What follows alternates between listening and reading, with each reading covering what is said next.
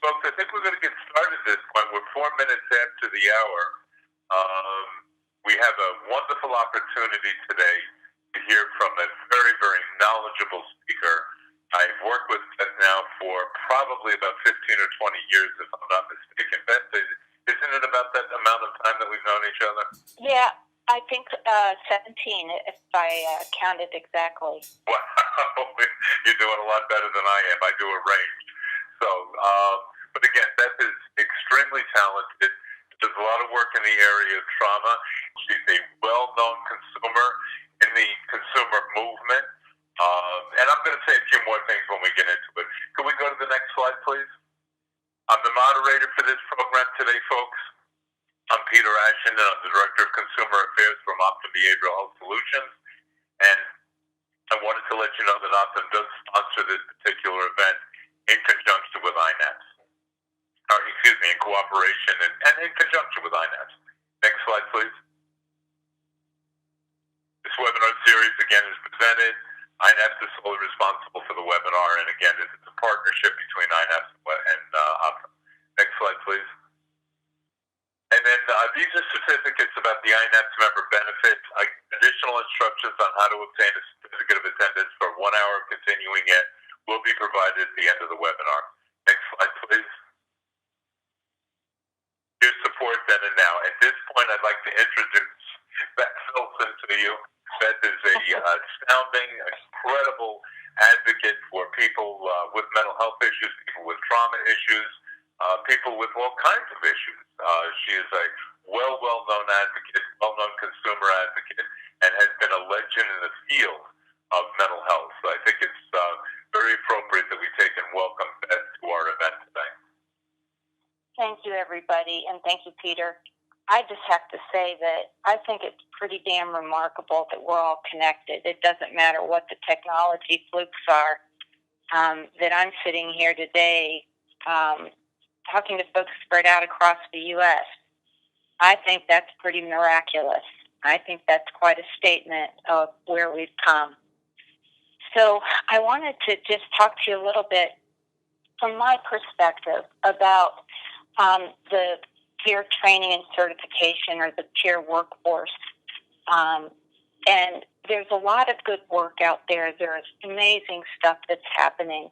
I'm not going to be including it all, but I hope that in talking about my experience, I'll be able to touch bases in where a lot of the values around this work originated, at least in my life. I think many of you probably have also touched these same values, and maybe this a little bit of this talk will make it a little bit more explicit. But I want to tell you that prior to 2001 or 2000, I was, like many of you, in and out of hospitalizations. In fact, I kind of got stuck in that revolving door for 12 years.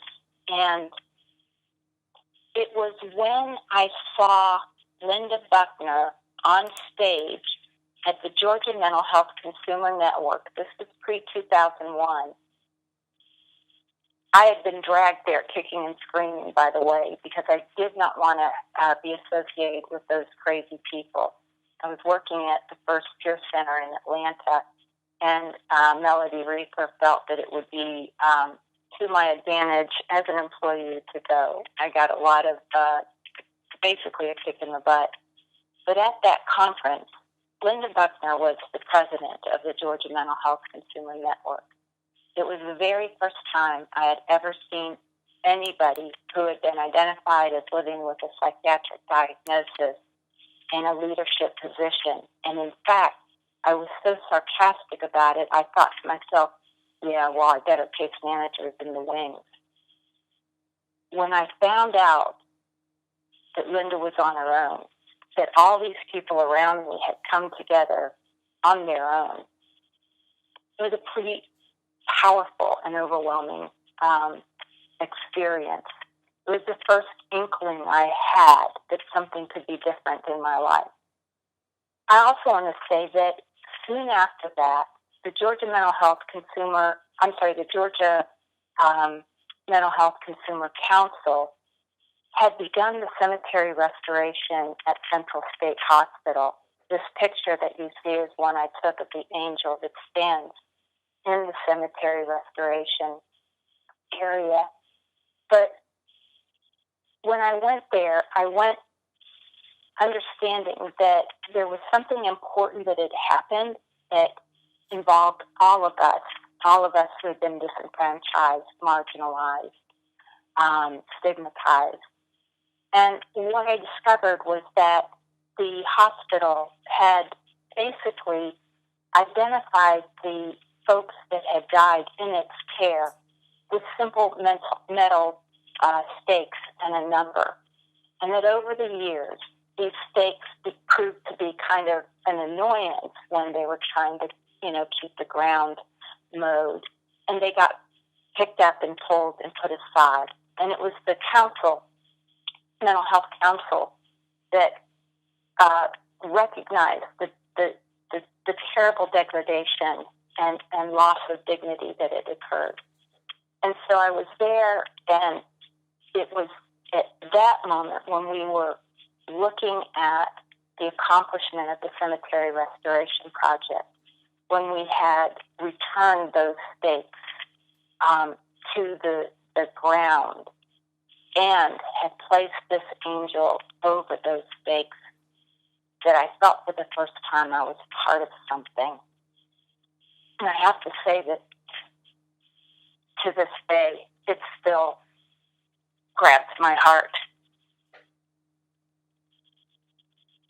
I'm going to go back in just a minute to talk a little bit about the Certified Peer Specialist Project, which I became the first project manager with Larry Fricks. He was the Consumer Affairs Director at the time, one of the first in Georgia, and he had hired me as the project manager. And I have a funny story to tell about that.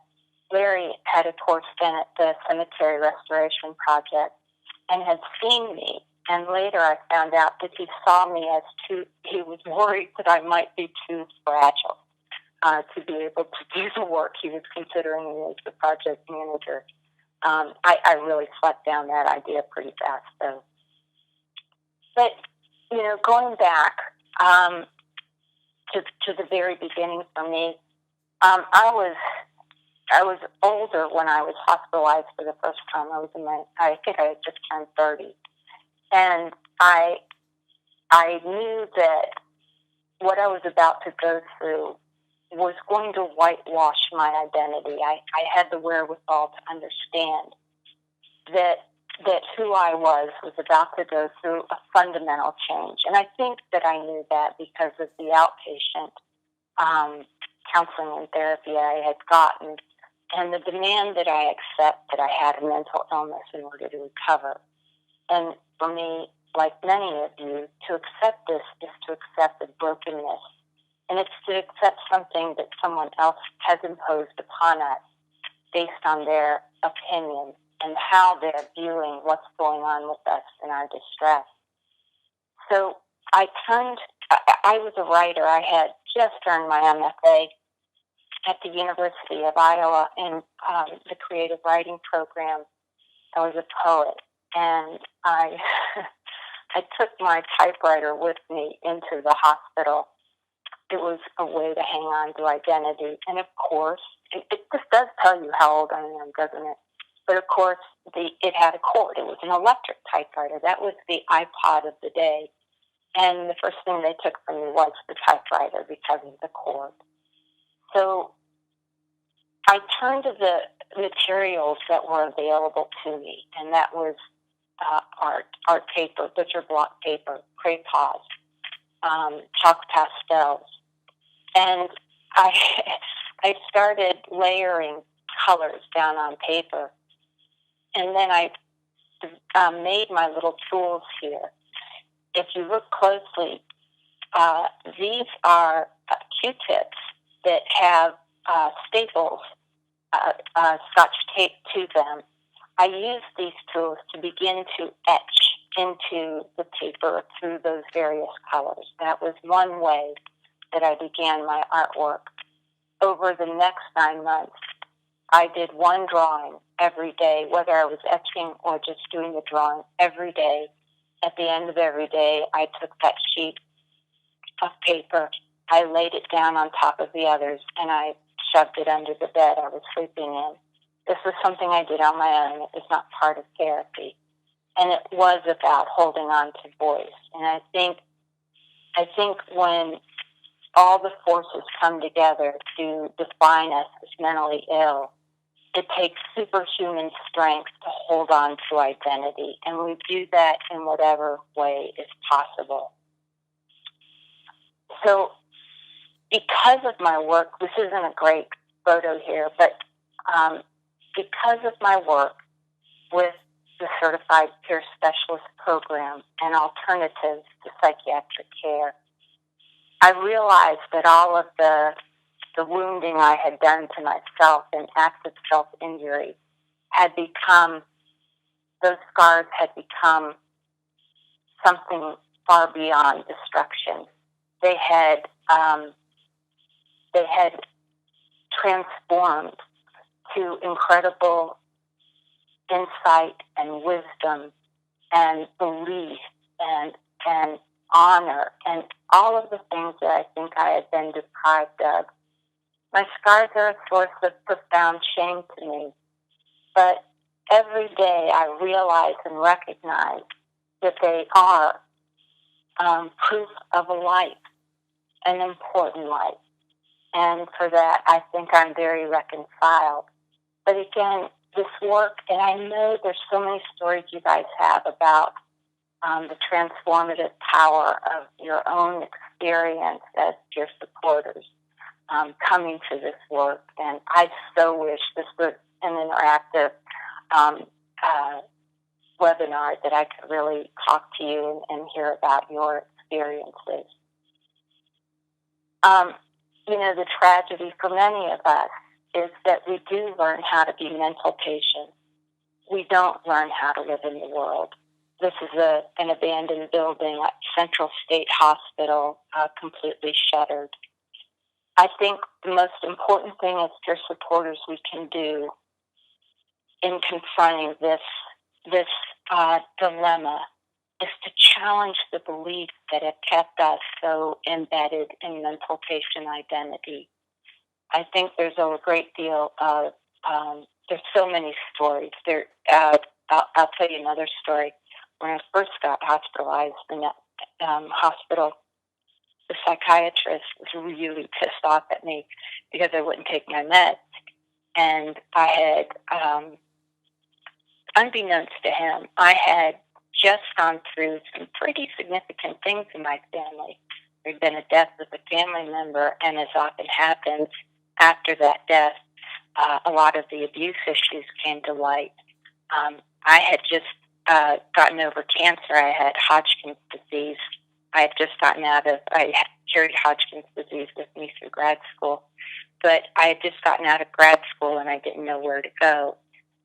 My father had been diagnosed on the same day with cancer as I had been, and he died. So there was incredible amount of grief that I felt. And when this doctor got so mad at me about not taking my medication, and I said, why do I need to take these? And he said, basically, you have a chemical disorder for which you need meds. And I said, well, I'm really curious about this. I don't remember blood work for a chemical imbalance. So if he wasn't mad at me then, he really was mad at me after I said that. And so what he was doing was proclaiming his opinion of my experience, trying to name it for me. And his worldview was that the distress I was experiencing was emblematic of a chemical imbalance. And I told him that for me, the distress I was feeling was the result of so many stories to tell. And I think that it's peer support relationships where we finally not just tell our stories, but we reclaim how we want to define our experience. And I do hope that peer supporters are more and more aware of the incredible richness we all carry, and that this focus on illness and managing illness may be a disservice to us. That might be a starting point for some folks, but there is so much more. These are the iron stakes that the Cemetery Restoration Project reclaimed, and you can see that these are just numbers. This is another picture of the cemetery. These are they were 1800 buildings in 1800s that were built, and very bare, overwhelming, and I think standing near them you could feel the tragedy. And this is the angel that the Consumer Council erected over the cemetery. And what I love so much is that the hand that's reaching down to earth is pointed at the stakes that are there that represent lives. And this other hand is upturned, speaking to God or the divine or some higher power on their behalf. And I love that. I and a buddy of mine, Jamie Lynch, from Georgia, we busted into some of the abandoned buildings at Central State Hospital. And this is one that I took inside a room.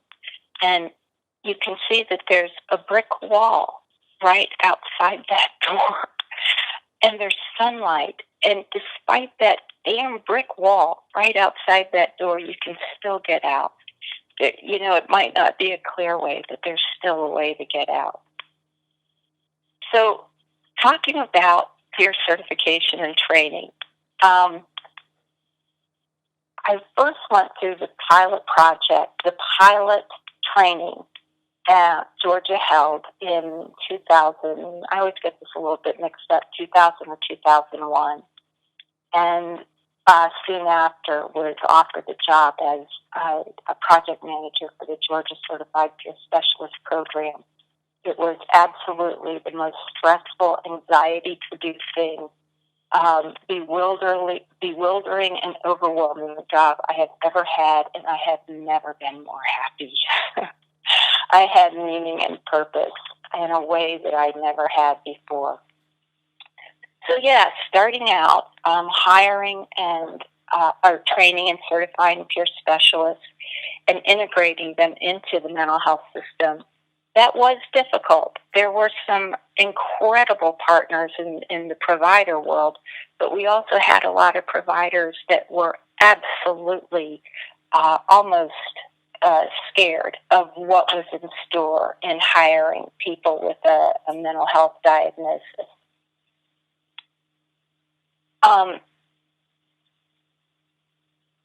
Let's see. Here are some of the common questions, that do come up and came up for the providers. In what way are peer specialists not just replicating jobs that we trained years for, and they just went through a 40-hour training? I want to say that I've paid taxes in a lot of states since I've been in Georgia. And there was one state that was brand new at this and actually had the peer specialists that they were required to hire sign a paper that said if their supervisor thought that they were getting symptomatic, they could be hospitalized. I mean, that's where we were at in terms of a kind of incredible resistance to seeing people as able, capable, and having something to give. Another question was, if we're talking about mutuality and reciprocity, does that mean that a peer supporter is going to come in one day, one of our employees is going to come in one day and just start dumping on the client that they're supposed to be helping? And it took a number of, conversations and presentations and working with providers to better help them understand what it was exactly peer support is and what it is what it is there to do. And I think I've got a little bit out of order, but that's okay. That's sort of my norm. The question about,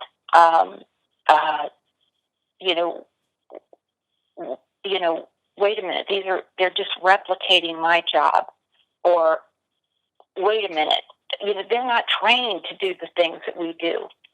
And so the fundamental question for us beginning out was, what makes peer support unique?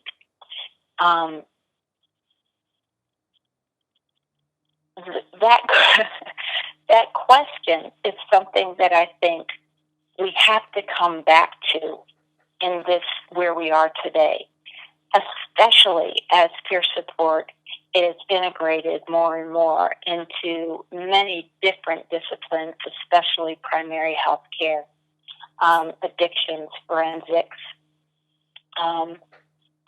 We're entering into policies and procedures at the national level, federal level. And it's really important to retain our roots in this understanding of where we come from and who we are. And I think, Peter, I'm going to ask this question. You can let me know if it'll work or not. But would it be possible for folks to enter into a chat and just real quick comment on what they think makes peer support unique? Well, that certainly is going to take and address the question that we already have in the chat box, and from the person from Nevada. So yes, let's take and place our answers in the chat box, and I'll go over them with Beth when you complete that. The chat box is up on the top right feature of your screen, and it says chat underneath it. And please pull down the menu and have it addressed to everyone, not just to one person. Please use the everyone feature on that. And I can answer the question that's already there, Peter. Go ahead. You'll have to tell me what it is. Oh, I'm sorry, I thought you saw it. It's okay. The same question has recently been brought up in Nevada. What are we providing that other disciplines can't provide? I really don't know how to answer besides that of having the lived experience. Then we have quite a few comments since then. Let me answer this one first. If we identify ourselves as people with lived experience, and that's what makes us unique, we're actually disenfranchising a lot of the providers who also have lived experience, but whose code of ethics or training prohibits them from really disclosing a whole lot. So I think that what helped me most, and I remember talking with Lisa Goodale with DBSA many years back over this and just trying to figure it out. But I think the real answer came for me with Sherry Mead's work.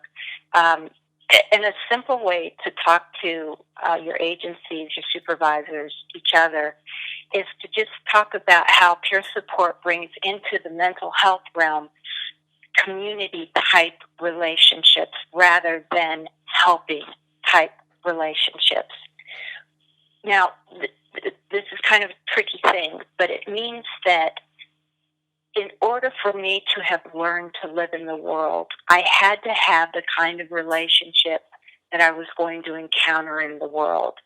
And that meant I needed, and I did go into this a little bit later, so maybe I'll wait. Let me stop there, and let's get some other questions. Peter? I just want to remind you, yes, there are some more, these are comments from people that you've asked. I just want to remind you that we are at the 15-minute mark for the completion, and we still want to have a few minutes for Q&A. Very good. Some of the comments that have come in are, oh my goodness, it goes back here a ways. Hold on, bear with me a minute. There's a lot of comments. Sorry, you just have to bear with me. All right. Mutuality, compassion, shared experience is a healing relationship for both parties. That's one of the comments. It has made it possible for people to enter the job market after being locked out of the workforce due to their life experiences. looking at mental health recovery as a strength. It's Let me go back to the person that's stated we've been locked out of work. You've hit the nail on the head. This work is about social justice. It will always be about social justice. It is about demanding, asserting, and delivering on our right to the same opportunities as every other American in the United States to work, to raise a family, to have debt and mortgage and all of those things. I just wanted to say that. Go ahead, Peter. No, that's fine. Lived experience, Michelle, and non-judgmental, non-coercive supports the person is defining and achieving their own goals. Ability to strategically share lived experience with recovery to help with others in their recovery. Both learning versus lived experience. It heals all people involved and offers a voice to those who otherwise would not feel empowered to share their experience. Positive self-disclosure, role modeling, unique level of empathy. Okay, let me just go over this. What is mutuality? And especially, this is a difficult question for folks working within the Medicaid system. Here are some ideas, again, from Sherry Mead that have really, really helped me navigate this question. So, when we get into a peer role, we're often replicating that practitioner who was so instrumental in our own lives. And I think that's where we get into trouble with perhaps beginning to sort of try to replicate or become what providers are worried about, a mini counselor or, not trained. And so this little cartoon is just these one-way relationships where I'm here to help you is where we're getting into trouble. We've also got a sense of I'll save you. And again, the power is in the person who is determining to save the other person. But finally, if we think about, and we get into all kinds of fights. And then finally, if we think about peer support and mutuality as not what you need, and it's not what I need, it's what our relationship needs in order for us to stay connected. And this has been the key to peer supporters moving into trauma and trauma-informed care and trauma-specific services. We can't lose sight of our shared power and those people as experts. It has been a radical new envisioning of peer support for not just me, but many other people. And looking at that in practice is a very exciting event. I just want to say, we've endured a lot, and we've done more than that. We've survived. This is, just real quick, my work in trauma began with it began a little bit before Hurricane Katrina and Rita that decimated the Gulf Coast states. And it was there that I watched and was amazed at a group of people who could come together and talk about their stories and talk about their fears. And there were people that didn't have medications, that were in they were in non-consensual states. They had their own reality. And there was absolutely a total effort of contribution on all of our parts, not the people considered to be the helpers. So this is what gave me the insight into the greater possibilities of our work. This was just some slides I wanted to talk to you about in terms of trauma-informed approaches for peer supporters. Think about the kind of primary experiences that most people who get labeled have. They have, it's dangerous. They're powerless. Oftentimes, it's a betrayal. Think about when people are forced into a hospital situation they don't want to go into. And so trauma-informed approaches that really pushing through the national arena is proposes principles that counter those very effects. And these are those 6 those 6 principles. But imagine, think about this. If you are in a Medicaid-provided service, you can still create safety by absolutely being authentic with people, meaning really for me, truthful with people about what it is that, for example, you have to report before they make a decision to confide in you. When you do that, people can maintain control of their own lives and make decisions that, well, do I really want to talk to you then about this situation? We've got to build trust, and it doesn't happen when there's a power over relationship. And so we really want to stay aware that even if we don't feel powerful and privileged, that we have a lot of that simply by holding the key. We want to understand that the mental health system is the most culturally incompetent system or organization or whatever we have, because it requires us to all speak its language and to see the world the way it sees the world.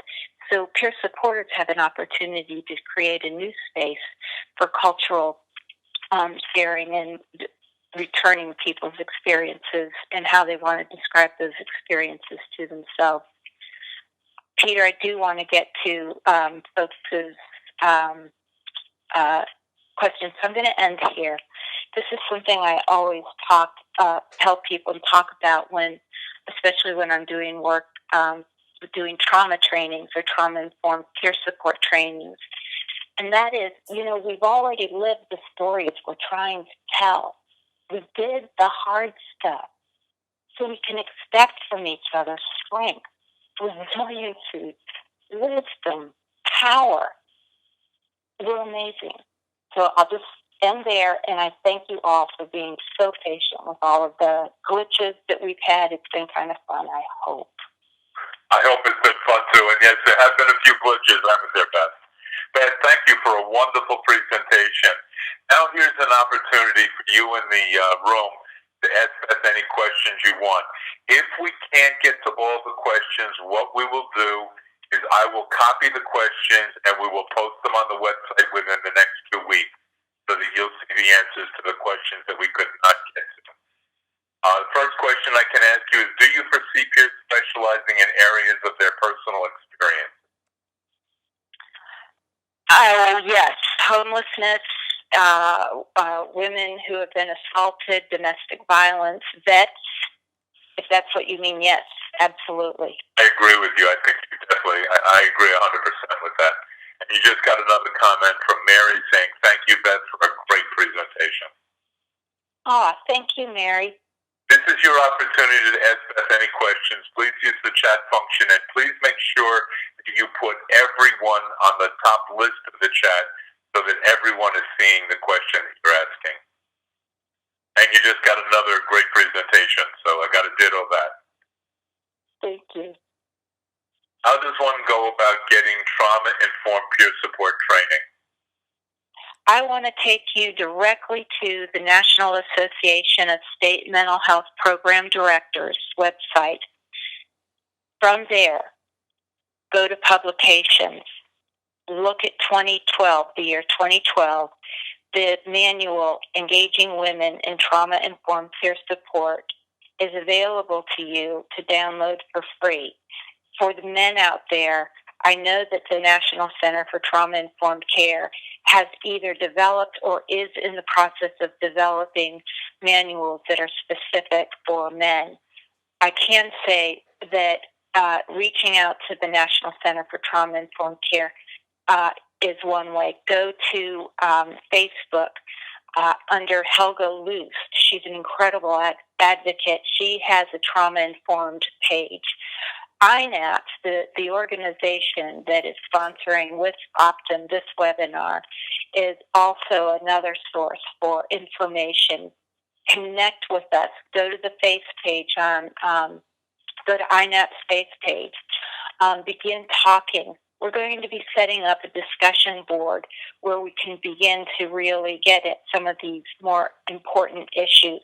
Go to alternatives. Come to our conference, the N.A.P.S conference in October. I'll be providing a workshop on trauma-informed peer support. get involved, get connected, and know what's out there. Last website I'm going to give you help. Let me give you this. In this, we've got the information you need for engaging women in trauma-informed peer support. I suggest reading some of Mead's work, Sherry Mead's work. If you are interested in starting your own trauma-informed self-help mutual support group for trauma recovery, the essence of being real is a free manual that will guide you in setting up your groups. It is an amazing manual. And then we've got a lot of other things. Rap for Trauma is out there. Your Surviving Spirit. If you can't seem to find a way into what's going on nationally, and I think you will, I just want you to know you can create your own. Start doing this work. I'm there to ask questions of. You can reach me at bethfilson@gmail.com. So I think stay tuned, but there's great stuff out there already, too. Okay. Beth, would you take and give them the N.A.P.S website again, please? If you look on this page, do you see my cursor? Yep. There it is. N.A.S.H.P.P right up on the top. The person that asked that question. And she also wants you to go over the name and spell it, please, of Helga that you mentioned before. Sure. Helga, Helga Luest, Luest. Okay, let's go back to the question. What do you think of peer services offering both a supportive relationship that empowers individuals as peer support, as well as helping the person meet their sometimes intense social needs, such as housing, employment, public assistance? What are your thoughts on balancing these two things? I don't think you can separate them. I think they happen, at the same time. So if I'm talking about housing, I might say, I've never, for me, Beth, this is what I would say. I've never been homeless, but boy, I've been terrified of it. As we just search for what the common experience is, it doesn't have to be mental illness. But those conversations happen together. I know too many peer specialists that are still driving vans, and one of the great things they do is have awesome conversations as they're getting people, here and there. Okay, let's see. Do we have any other questions that I missed? I don't think so. The Helga one.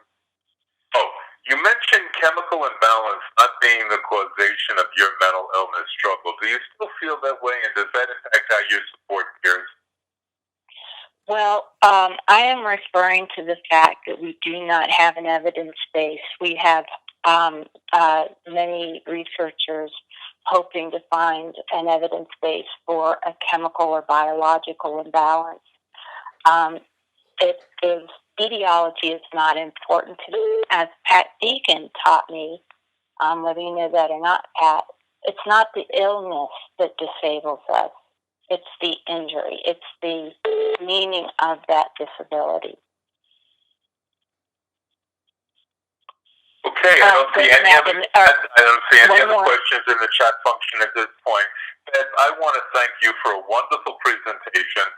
Could we go on to the additional slides that we have? We have a couple more to through with people. Okay, certificates or member benefits. If you are a member of N.A.P.S, you're able to take and get a certificate for 1 hour of completion. What we need you to do is include a brief summary of 3 things you learned in this webinar and how you will apply it to what you've learned.